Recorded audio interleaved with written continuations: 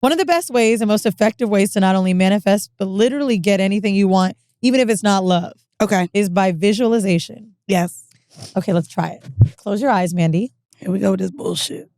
And let your mind create the perfect image of what your dream partner looks like. Method Man. What do they smell like? Really expensive, like Baccarat. I like niggas, bro. Sorry. Okay, Baccarat. what does he feel like? What does Smooth. I don't really like a hairy nigga. And hold the image. Oh, and solid. I like solid too. Start to see it. Bitch, I see him every day on the Instagram. And try to bring it forward to you in this reality. He's married. Can't do it. Oh, shit. I think that's another thing. Visualization is really Visualization. I get the visualization, but like, I have a type, so I know my nigga gonna be fine, but there's layers to it. So it's like crazy. who I just showed you don't look like Method Man. In my visualization, I had always had dreams about locks and getting married to a nigga with locks. Even when I dated old, but he was bald. Always envisioned locks to the point where when he would see niggas with locks, he'd be like, there go your type. And it wasn't just a type. I've always talked about it on Horrible, but like, I always felt it. I don't know if it's because I like bitches and I need the mane, like a fucking line. I don't know what it is, but I've always loved it. It's always now that I think about it, almost, I don't know what Lambo ever looked like, but every other nigga that has had a nickname on this podcast didn't have dreads. Didn't look at all how you used to say you like niggas. None of them look like that. I know, but you know I always said that's what I like. That's what you like, but none of the niggas you actually dated or talked about on this pod look like that. Which is why even when we were on tour and you were like, ooh, this is the type of niggas I like, I was like, Hospital Dick had dreads and Lambo had twists. Okay. But, no, even when I dated white boys, they had long hair. I always loved locks. So, one of the things that apparently was bad advice.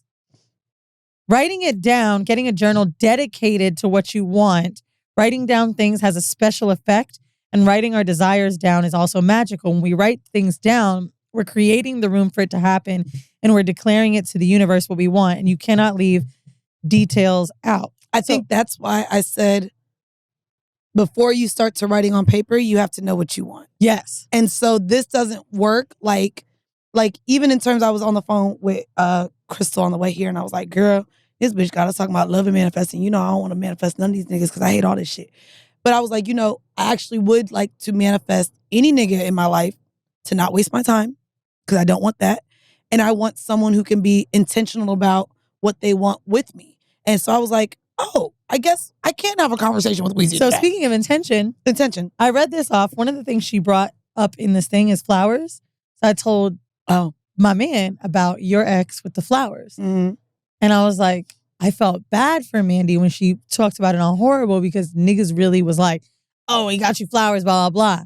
Oh, that was ugly though. First thing he said to me was, she's absolutely right. It shows how unintentional. Mm-hmm. He's like, just don't fucking give flowers. Just don't give it. Yeah. See, me, I like any flower. He knows my favorite, but I like anything. No. He's like, but if you told me a specific flower and I couldn't find it, I wouldn't get it. It's the same conversation we had a couple weeks ago about the ring.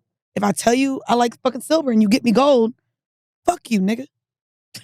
Like, you're not intentional. You're not listening to me. I think that's another thing. I think it's important to know what you don't want as well as what you want. Like, to me, I think I know now too, I want to manifest someone who's emotionally available, who's legally available. I don't want to be no side chick no more. I ain't talking to no married niggas. That bitch like legally blind.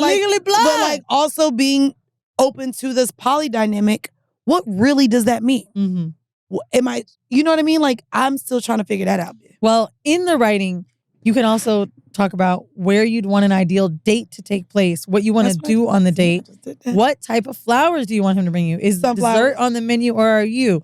All things on how you envision this thing to happen, including sex magic. I talked about me doing this. This is where go. Sex magic is very simple and very effective. When you use sex magic, you can always get exactly what you want if you do it right. Simplest way to use sex magic. When you are about to climax, literally all you do is say what you want. The orgasms have a very intense and alchemical energy to them that helps us manifest whatever we want. When we use our orgasm as a medium, we can tap into our wishes and our desires to materialize it with speed. Bitch, I'm not joking. Me and this nigga. Talk about your light as a feather, sip as a board ass shit right now. I have been doing the sex magic for a minute, and what's crazy is like, JD and my homegirl Stephanie are super close because they tap into shit together. And me and Stephanie laugh because I'd be like, oh, you on your witchy shit. But in reality, I've been doing a lot of this shit. When I wrote shit down about what I wanted from him, I don't know if I've ever told this on Horrible, and this is pretty vulnerable, but I want to say what I did because I couldn't believe it happened. When we got back from Tulum in January, I felt so close to him. And I was so disappointed that I hadn't met his family yet. I was like, damn, it's been 6 months, whatever, like, what the fuck? So I wrote down in my phone, if he didn't introduce me to his family soon, I was going to break up with him, no matter how much I was in love with him. Swear to God. The next day, I had lunch plans with Gabby for 2:00. He calls me, 12. He said, hey, are you busy later? I'm like, no. Well, yeah, because I have plans with Gabby. He's like, okay, because I want you to come to my mom's birthday party and meet my mom. And I was like, bro, I wrote this shit down the night before. Now, I'm not saying I did anything magical or witchy, but I did feel like there was a tie to me and my brain setting this, like, standard for myself. I didn't feel like he was hiding me, but I felt like it wasn't progressing as fast as I wanted it to. And when that happened, I literally told him on the car ride home, I don't know if you felt this from me, but I was going to break up with you if you didn't introduce my life to your family. And he said to me, like, I have to do things on my own time. Like, I don't know why you were feeling like that. You never even brought it up. That was going to be my literal question. Like, you to write that in the phone, my literal question was going to be like, but did he know this? Did he know what it meant to you? Did he know that you were hung up or felt it was going slow because this was considered a milestone for you? Right. You have to be able to communicate those things too before I think that was the biggest mistake I made. Yeah. He was laughing like, oh, maybe we really tapped in with each other because you ain't never say that. To me, I just kind of felt like I never wanted to push a dude. And I had been in a very weird place and even talking to Anwar about expectations and shit like that. I was in such a weird place. I ended up getting what I want, of course, and the person I want. But how do I assert myself in the things I'm looking for in dating without giving an ultimatum? Because what I wrote down was an ultimatum too. And this was an ultimatum. But he didn't know it was. When you talked about even how you made Obey become your boyfriend. You didn't like the relationship he was having with this other bitch, and you were like, no, I need to be your girlfriend or I'm out. And I agree. I think that going in with that, the ultimatum literally sets the precedent on untruths. Which was what made me scared to tell him, I need to meet your parents. I thought, okay, this has to be as natural as possible. How after recognizing that would have been an ultimatum, going forward, are there ways in which you know how to express the things that you want? I figured it out. Okay. What is that? I would feel more connected and closer to you if I got to meet your family. Instead of saying, you must do this. And I didn't do any of them. It just happened naturally, but it was kind of crazy that I wrote that shit down. The next one is affirmations. I know you talk about affirmations even in our book. So it says, affirmations are not only for you, but it's meant to help us master and conquer what we want, and even if that includes love. When you affirm healthy, divine, real, and long-lasting love, you are creating a frequency and a vibration that'll make it happen. Example of affirmations that you can do. My soulmate is just as eager to meet me as I am. Ooh, and they are actually opposite of my affirmation. And they are closer to finding me each and every day. I am attracting love that is perfect and divine for me. I am someone's dream partner, and they would enjoy a lifetime of happiness with me.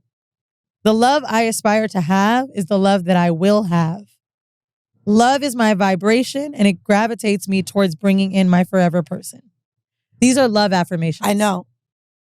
So those aren't the affirmations I align with. Well, these aren't solo affirmations. So when the book comes out, my affirmations are heavily into self affirmations. This is love affirmation. I know, they can both exist.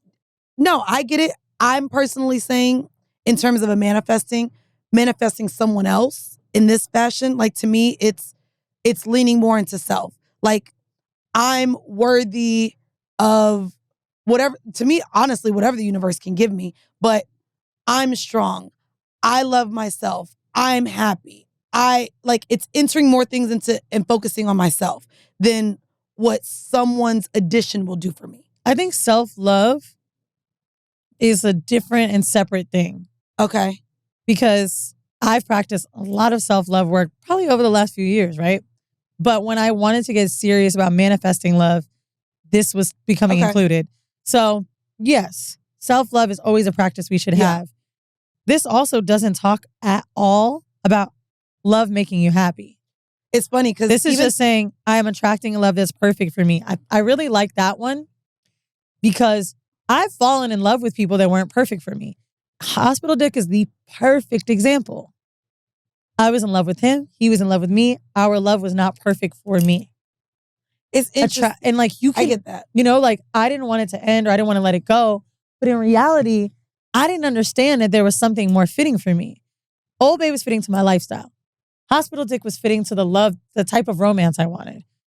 I just kind of was happy with what I had. I think, and I can't wait for you guys to read the book. When I even think about where affirmations showed up, it was in the chapter that I heavily leaned on others for my self-worth, the valuation of what I deserved. And so like, I guess because of the traumatic ways in which I showed up and had people dictate my self-worth, my affirmations disregard every outside source and literally help to affirm me with being comfortable with where I see myself outside of anyone else coming in and being able to add any value to. Well, for example, I don't know if anyone's ever manifested money, but I have. I think I manifested having an amazing business, and that's an outside source. Like, a lot of the things I manifested are not things within. It's shit that I want. And so, at the time that I'd wanted love, my affirmations didn't look like this, but my favorite in this is a love that's perfect because I used to get angry when things didn't happen for me. For example, maybe it's a gig I wanted. Like, what the fuck? But I didn't realize I needed to make way. I consistently talk about that MTV gig that I never got. And I remember Alex told me, you're going to have a TV show of your own by the end of the year. If I would have done that gig, I could have never have made my own. I'm on season 4 of Sex Cells. Like, that's crazy because I made it up. Right. So I do think manifesting can be healthy. I think it's okay to ask for outside things, but also knowing if the shit that you're in didn't work out, you don't have to feel like it's the be all end all. Every love is going to teach you something. You've learned a lot from your ex. You know now what you don't like, what you won't accept. If we don't have that certain type of love, how the fuck we gonna know for the next motherfucker? You just saw a clip from the Horrible Decisions podcast. To check out more full episodes and the rest of our content, check the links down below.